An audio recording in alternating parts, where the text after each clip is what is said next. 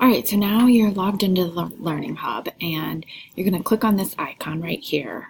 I'm going to look at the third grade resource. You can look at yours. They're all set up similarly. So I'm going to go into this being a writer.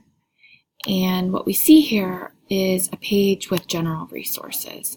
And so that's going to have lots of resources available to you that you'll want to come back to or just kind of make note of. So there's some scope and sequence. So if you want to see what other grade levels are doing, there's a list of titles. There's a letter you can send home to families. There are some planning resources that are helpful. This reproducibles, I think, is really great, and we'll probably make a lot of use out of that. So from here we can print pages from the skill practice book or the student writing handbook if you want kids to be able to make notes on those. Right now you have a class set of those books. 25 I think is how many came with it. Some of you have bigger classes, some of you have more than one classes. So we're going to make use of this. The collaborative classroom person that we work with recommends that in year 2 we don't order new workbooks, that's money better spent on chart paper and post-it notes and books for kids and that kind of thing. So it's nice that this is there. The real great thing about the Learning Hub is down here in this resource filters page.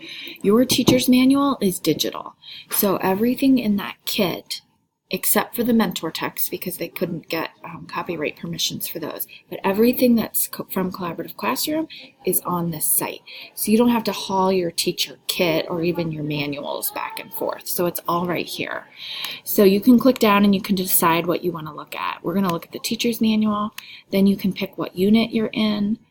And so let's say we're going to look at the writing community. You can pick which week you're in. So let's look at week 1.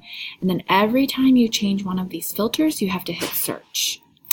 And then down here, the resources are developed and are shared in 2 ways. You can show by type, so it will kind of group it. Or what I like is the showing it by the sequence. And then if you click that drop down, it shows you day by day for that week what you're going to need. So sometimes it's a quick video that you could watch to get ready for it. Sometimes it's a copy of a chart. Sometimes it's a copy of a mentor text or something that you can look at. And so that's all right there. Sometimes it's a record sheet. So there's lots of different kinds of resources on here. And so go ahead right now and take a moment and just kind of play around with that and get familiar with what's available on here.